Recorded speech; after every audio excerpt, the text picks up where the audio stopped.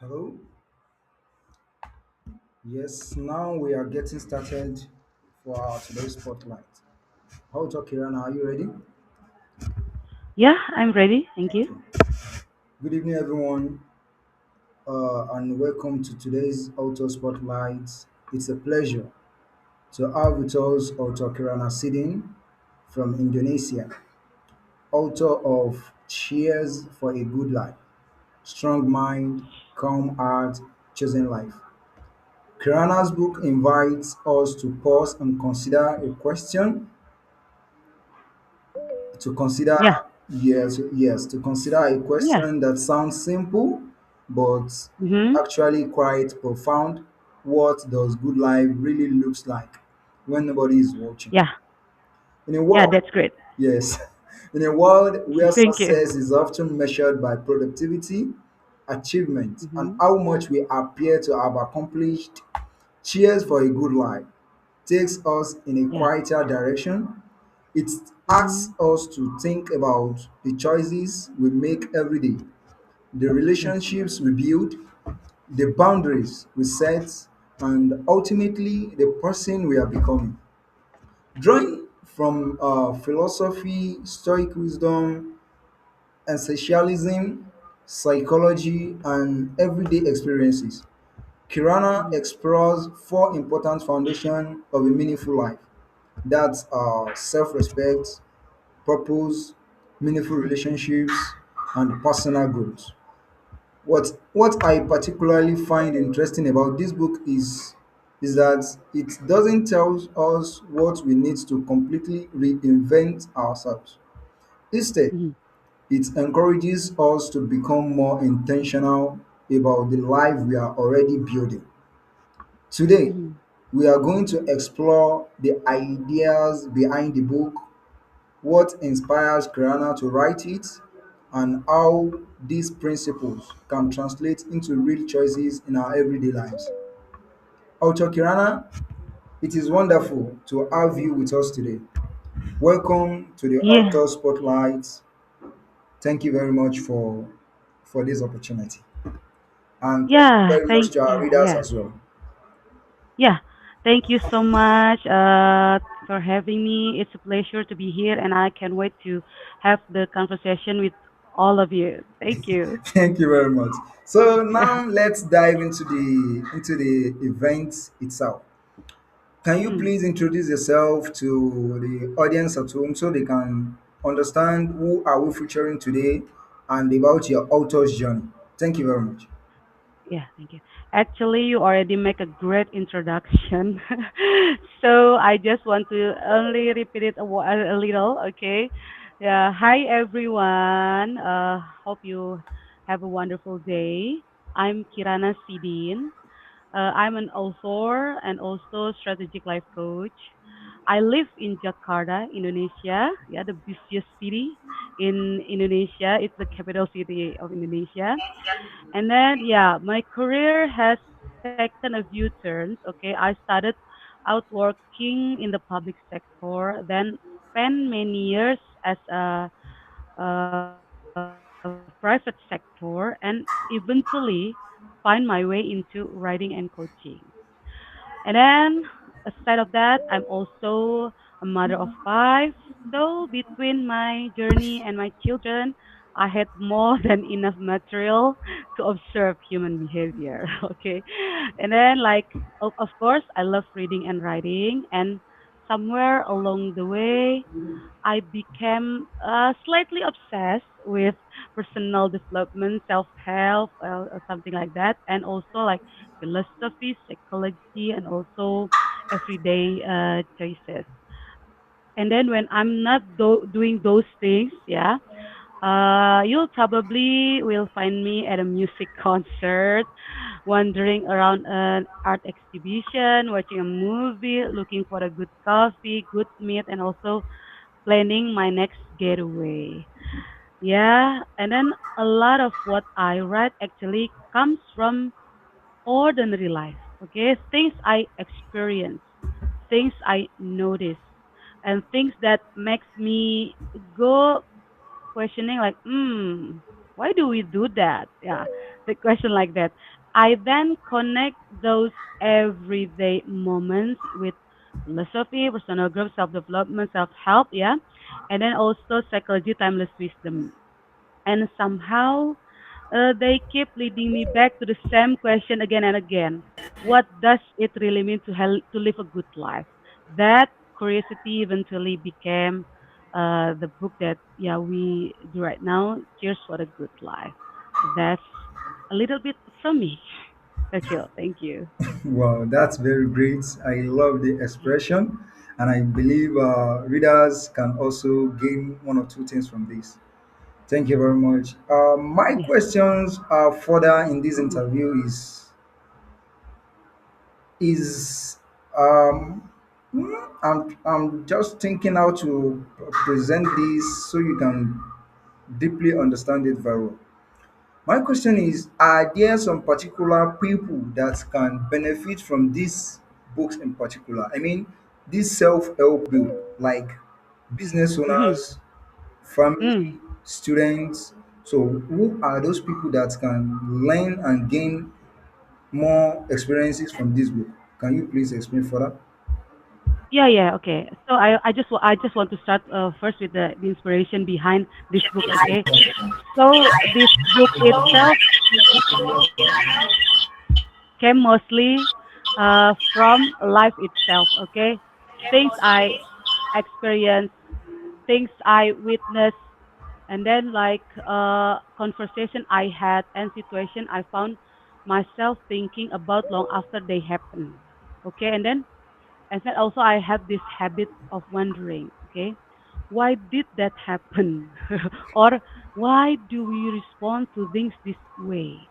Okay, and quite often something I experience or observe would remind me of something I had been reading in philosophy, psychology, or timeless wisdom. I started connecting the two, the ordinary things happening in real life with ideas that at first seem much more abstract, okay? And I became fascinated by how relevant those ideas actually were. That's that's the probably more related to the reader. Okay, a relationship problem could suddenly make sense through psychology, and a difficult decision could be understood through philosophy. Something as simple as when to say yes or when to say no, how to keep the boundaries, or how to preserve our self-respect, or as simple as envy, ambition, disappointment, or letting go could open up a much bigger question about how we choose to live.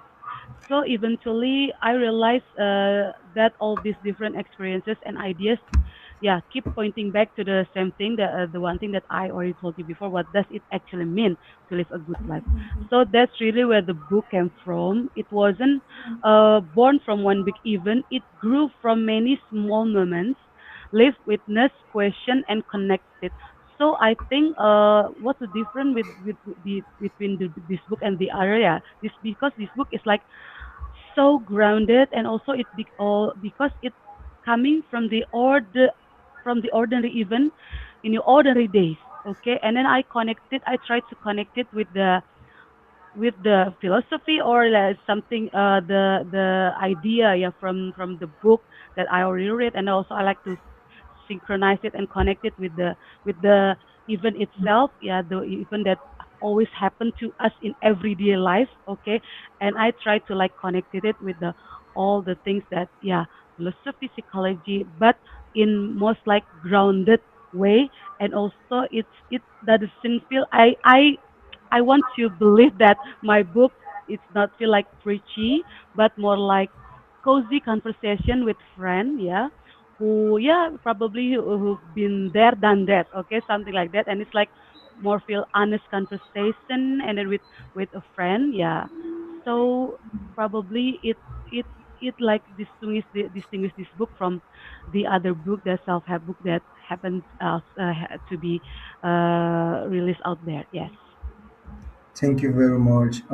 From what I've gotten from your conversation, Mm-hmm. um, I would like you to just maybe emphasize is a little Mm-hmm. about those people in particular.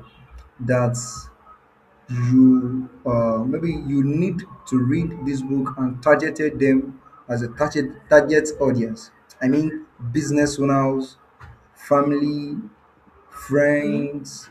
That's what I want you to list out. Can you give us some people, at least about five or six, that this book can really work for in particular? Yeah. Okay. I think this book happened to be for everyone. Yeah. So yeah, I like to say that like this is probably work best for people in the age like 35 until 70. Yes, something like that. And also people like I want to say this book is for people who feel like their life probably feel okay, yeah, probably they feel happy, but still feel that something missing.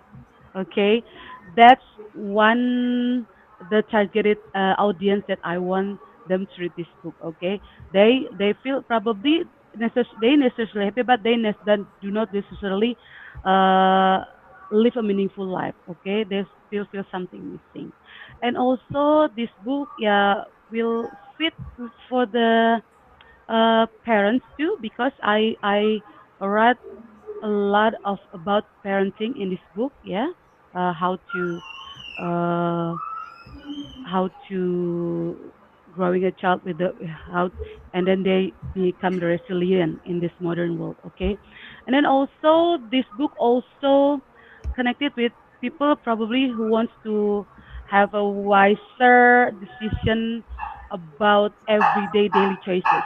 That's the book is for. Okay, and then also like uh, they can, this is like more also so many like, even though I say that it's not like less self-help book, but still there's so many practical lesson in this book. Yeah, as especially for like a personal money management, and also as I've told you about parenting, and also like, yeah, self-respect. If you like feel like you lack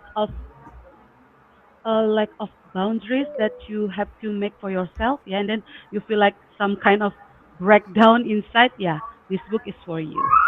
And then also, yeah, for people like questioning like what next for me. Okay, what's next for me?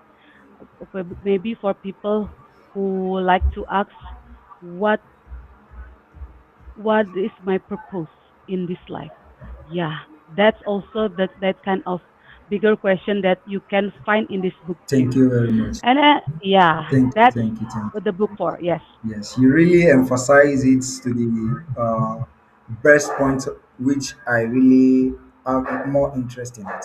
I think we can open a conversation for our readers to Mm, send questions yeah. regarding the books and your emphasis.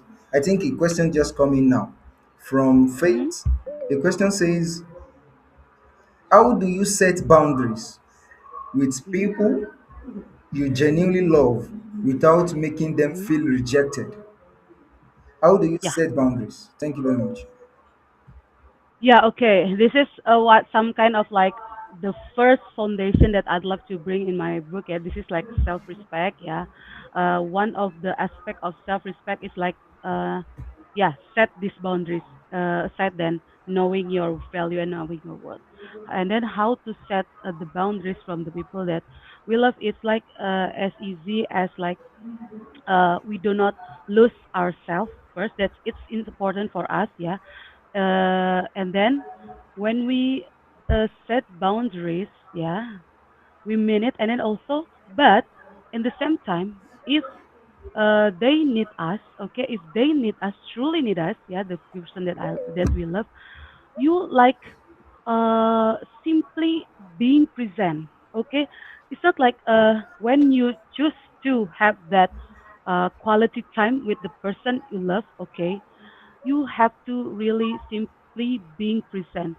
Do not like do not like uh make your time with them like interfering with the other thing that you have to do. For example, it will like your work, your job will disturb that that time with your loved one. Okay, and then uh, vice versa, when you have to do something, okay, when you have to do something that really need our focus, yeah, our work or job, yeah, you just simply say that to the person that you love, that we need some time to do this, okay, and then please do not like yeah, this is I really need this time, okay, and then after that I'm all yours again. Okay, so that's kind of the simple boundaries that we can practicing in to the person that we love, yeah, how simply how to set that boundaries, and then like if you have something to do, you just simply tell them, yeah, this is I have to do this, and then and then I will come to you after this already happened. And then after you have that time with your loved one, you have to be simply being present, so that they know that, yeah, when uh, I chose them, I chose you, yeah, yeah, you will have all of my time, and you will have all of my attention, you have all of my focus, and then all of my energy. So even though you like you have this make these boundaries, still in the end of the day, your loved one will feel not rejected, and then like truly time that spent with us is truly important and truly matter, and also well spent. Thank, Yeah, that's for me. thank you very much. If I can get this point right, you mean Mm-hmm. if to set a boundary, we must try to prioritize time management. Yeah. Thank you very much. Now let's move on to another question. But I'd like to make sure answering the question not too long, so we can Okay, okay, finish the lapses. The okay, okay. second question: how can we remain calm when we are dealing with circumstances that are completely outside our control? How can we remain calm when we are dealing with circumstances that are completely outside our control? Thank you very much. Mm. Yeah, this is one thing that I admire a lot about of stoicism. Yeah, this is we can draw this from stoicism, this kind of philosophy. There's like this is the idea. Okay, there is something within our control and something beyond our control. Okay, so that inconsistency, probably that expectation is like more beyond our control. It's outside our control. So if we like trying to if we were like trying to control it, yeah, control it, it's like it's only just such a waste. Okay, we only like feeling tired if I always continue doing that. But one thing for sure, the one thing that we control is like our response, our reaction, how we act, knowing that situation, and what we can give meaning to that situation. And then by that, yeah, and then knowing that that is something that we cannot control, it gives us more calm, because knowing that, yeah, this is out of my control, and this I cannot do something about this, but what I can control is just only my reaction, my response. That's what makes me over time, yeah, if I always practicing this, that makes me more calm to uh to live the situation according to my reaction. Yes. Thank you very much. Thank you very much. That means how to remain calm when we are dealing with such a Mm. situation is just to make sure you are in control of your action, Yeah. reaction, and the results. Yeah. Thank you very much. Got So it. another question here from us. How can someone pursue ambitious goal without allowing those goals to consume their entire identity? I think you understand the Yeah. question. Yeah. Okay. How can someone like pursuing their goal without consuming? Yeah. Just knowing when to say enough to something. Okay. So if you feel like that is the thing that you want to chase is still aligned with all your value, is still aligned with life that you want to build, okay, is still aligned with the most important thing that yeah, you think that is essential for you, just go for it, okay.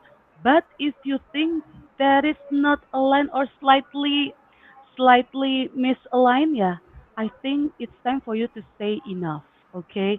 There is something you can like pushing yourself more, because if you continue doing that, probably you will gain success, but you still can you still feel missing inside, something missing, like something like you don't like feel the live the life that's truly meaningful. That's when the listener have to like, yeah, so when you want to chase something, go ahead. As long as it's like still align with all of your value and all goal and focus, no problem. But if you think that is already not aligned and misaligned, yeah, just say enough. Enough is enough. Okay, thank you. Wow.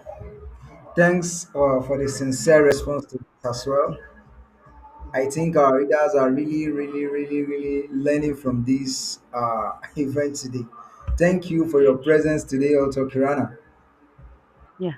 Now, another question: how can we stop comparing our journey with people who appear to be doing Mm. better than us? Yeah, this is like some kind of trap, right? In this modern world, noisy world, like we're supposed to live that kind of life that, yeah, people like showing us to us, and then like, yeah, because we're like trapped in this like kind of the expectation, okay, some kind of noise distraction from the outside, that the life that we should to chase as something that, yeah, feels that something like that. But knowing that once again, I really love to get back to this idea. You have to really know. You have to really know what truly matters to you, what the most essential things for you, okay? And then that is enough for you. Yeah. If knowing that what truly matters for you, what truly important for you, and what kind of life that you want to build, it's enough for you to not always chasing uh some kind of others life, okay. So I'd like to always go back to that idea, okay. You have to really pay attention, okay, really pay attention to what what keeps you coming back to, okay, even those probably uh no one noticing it, or probably no one knows about it. So that's probably a clue over there that there is something that really matters for you, that's really important. So if you already know that, that kind of expectation, that kind of noisy, that kind of distraction will not like coming to you, and then like you got easy to tempt. It's like some feel that some kind of temptation to chasing that. Yes. Wow, comparison is futile. Right? Yeah. Thank you very much. Now to another question. The book asks whether we are building successful life or merely a Mm, successful career. What mm. distinctions are you making between the two? Yeah, this is like, thank you so much for this wonderful question. Yeah, this is like a successful distinction between successful and also meaningful life, right? Like because here's the thing. I A good life itself, yeah, people like probably misunderstood about a good life itself, okay? People assume that a good life is something that instantly came to us when we already have a successful life, okay, probably when we achieve something remarkable, okay, and then yes, something that looks impressive from the outside, right? But here's the thing. uh yeah, indeed, that success is good, right? I cannot pretend that it's not good, okay?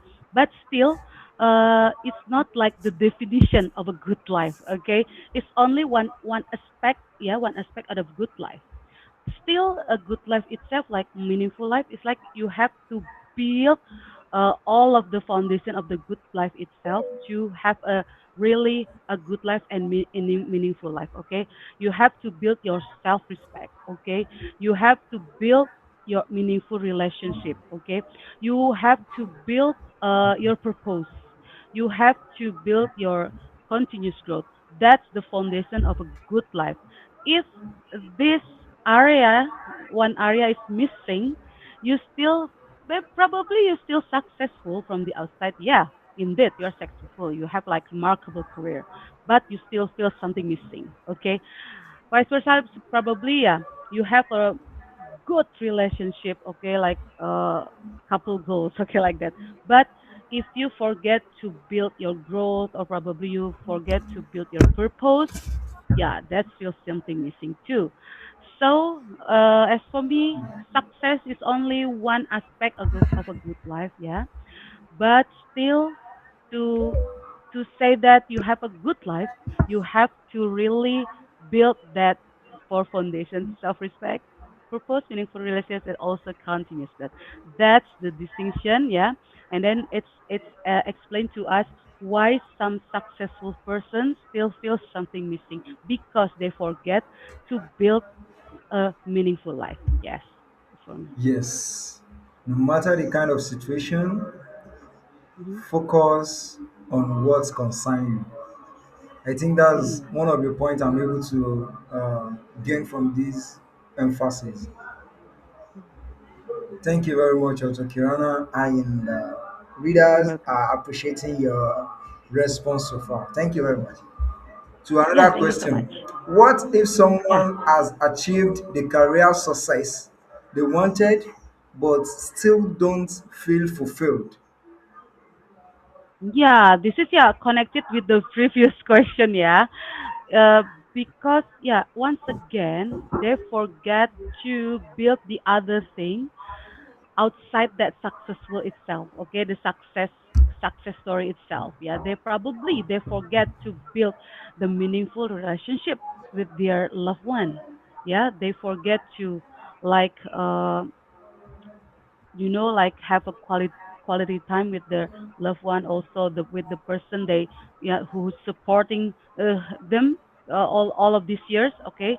And then you just got only like chasing that career, that, and then in the end that will feel something missing. And also probably, even though they success, but they forget to ask themselves a bigger question: what's their purpose in this world? Okay, in this, I'm not saying that purpose is has to something like big as like like a mission like an Avenger, right? No, it's not something like that. It's only like if I wake up in the morning, yeah, what I have to do next, that makes me feel needed, and also make me feel benefit for the others. That's some as simple as that. And also probably they forget to always build continuous growth. Yeah, I'm not saying the continuous growth is you have to like uh wake up at 4 a.m. and then do this and do that, and so on, yeah. But it's just like simply as little wiser, little kinder, or probably more intentional to every daily choices and daily decision that you want to make. That's for me, yeah, why people still feel something missing. Yeah. Wow, thank you very much. This is Thank really, you so really much. impressive. Let's move on. I think we're having a one or two questions before ending up Yeah. this spotlight. How do you protect this? This question is personally directing the questions to you. How do you protect your peace when your environment is constantly demanding your attention? Get it? I get it. Yeah, because this world like give us so many distractions, so many noise. Yeah, and then it's like kind of hard to make us focus on what truly important for us. But I want to say this: it's like we have to only like simply pause for a while. Okay, simply pause for a while, slow down for a while before you have to say something, before you have to answer something, before you have to decide something, before you uh, have to decision over something, you have to simply pause for a while, okay, and then slow down, and then like give your space to think for a while, yeah, and then yeah, once again ask yourself like again a bigger question. If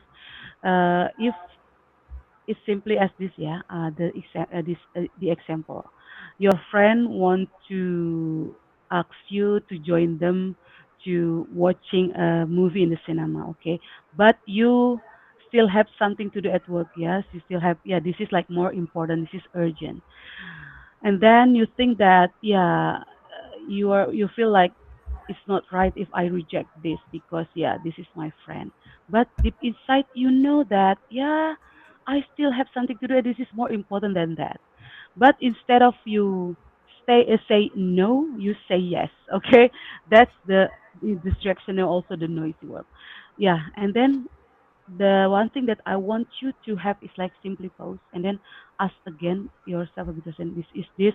If I chose this, is this like something that I want truly choose? Okay.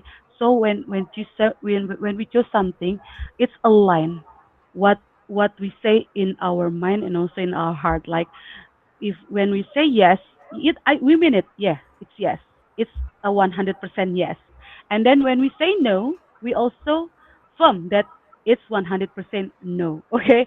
So, but how you can get that into that firm decision? Yeah, you just have to simply pause for a while and asking yourself a bigger question: Is this important for me? For me, and then this truly matters for me? Is this yeah something that I want to choose intentionally? Okay, and after that yeah, you have to live it, you have to have a courage to live your decision, to follow that clue inside your heart, okay, so I think that's the most practical way for us to have a firm firm action from decision in this modern and distraction world, yes. Dr. Kirana, you can't imagine. This question is the most lovely questions to me. Hmm. I really love this question, and you were able to emphasize more about it and really touches some points which I really develop more interest on it. Mm. The last question here was is do you have your books on Goodreads? I think this person is asking just to maybe to give some feedbacks on Goodreads. So do you have your books on Goodreads? Readers would like to know. Sorry, I cannot. I can. I didn't get it. This question says, do you have your books on Goodreads? Oh yeah, yeah, yeah. I have my books on Goodreads. Yes. Okay, thank you very much. So maybe Yeah. the readers are asking in order to give Yeah. some feedback to the Goodreads. Yeah. Okay. Yeah. Thank you. Yeah. Yeah. If you yeah, I have this book, yeah, Choose for the Good Life on Goodreads.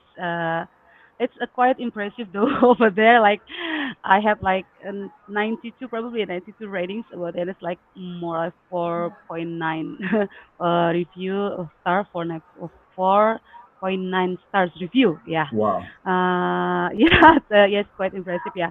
Yeah, I'm grateful that people really love my book, and yeah, if you want to leave the feedback for my book, probably you find my book helpful, or probably you feel that this is more like, oh, this is like more convenient for my journey. Yeah, I would love you to leave the feedback over there, and then no matter it's harsh or honest, yeah, I feel like more than expecting an honest, okay, an honest feedback. Yes, it's okay. I can bear that one. I can manage my emotion. No No problem. problem. So yeah, yeah, yeah. I feel like yeah. Please leave the honest feedback over there. Thank you Yeah. very Thank you much. so Thank much you very for much. this opportunity. Thank you Yes. very much. We Yeah. really love your sincere opportunities today. Now, before moving on to the end of these spotlights, can you give maybe a comment or two about the Wakeelite Publishing for featuring you today? What's your acknowledgements to that? Yeah, I feel so grateful for Wakelet Publishing for having this wonderful opportunity for me to bring my book to the reader, and also like sharing the idea behind it, and also the yeah all the thing that the reader wants to know about my book. So I really appreciate it, and I hope that Wakeelite Publishing gain more success in the future. Yes, Thank you that's for me. And very also, I also want to say thank you for all the attendance here to attend my the spotlight. It's a pleasure to be. It's an honor to be here with you all. And thank you so much for the opportunity for me. Thank you Thank very you. much. We would like to send you some feedback about the Hmm. readers' engagement after the spotlight. Thank you for watching, and thank you for entertaining us with your insightful experience about your book. Thank you very much. Thank you for featuring you.